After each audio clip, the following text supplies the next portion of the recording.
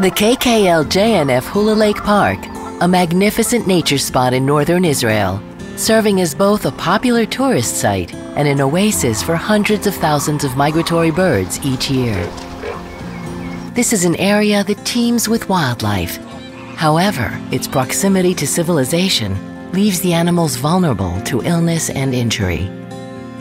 For an extended period, no wildlife veterinary care was available locally, leaving sick or injured animals to their fate.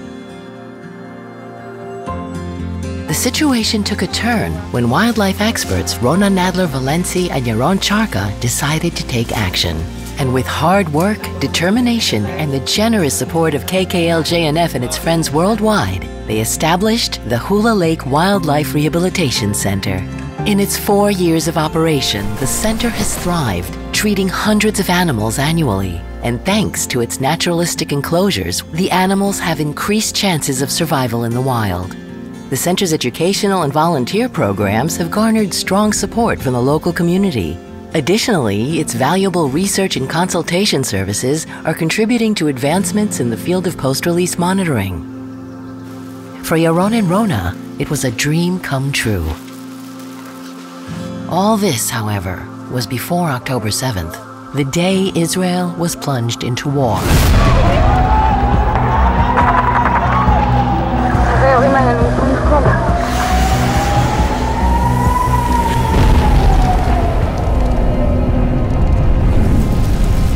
Since then, the beautiful Hula Lake Park, located a few kilometers from the Lebanese border, has been declared a war zone.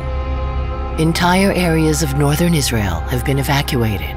Both the visitor center and the rehabilitation center have been forced to close down, and the animals, some still injured, have been prematurely released back into the wild. The once vibrant Hula Lake Park now lies abandoned. On the morning of the 7th of October, we woke up to a very different reality. Everything has been put to a stop, and there's a big question mark about the future.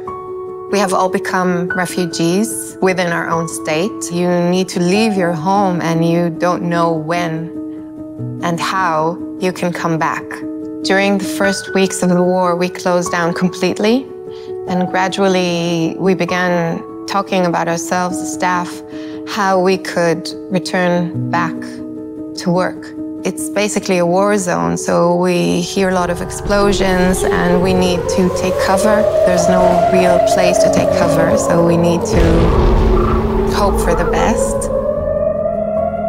We all have our difficulties within this problematic situation. So for example, my family, we've been evacuated to a hotel, and the children are having a hard time coping with this. They feel very frightened most of the time. My youngest, in the mornings, he asks us where we are and why we're not at home. Still, each of us from the staff is very minded to come here despite the hardships and continue the work, even if it's at a very low capacity, just to keep this place alive and to keep the dream alive and to continue and do the best we can for the wild animals of this area.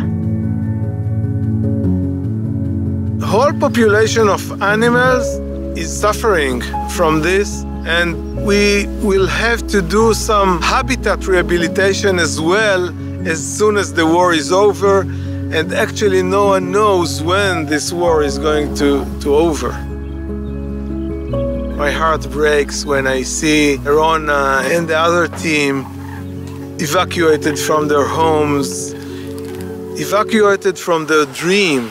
This place is built as a dream of people, and we are building it with 10 fingers, brick by brick, and suddenly it is all paused. I'm proud to be part of this organization who, even in such difficult times, stands for Israel, helps whenever help is needed. We are here to stay.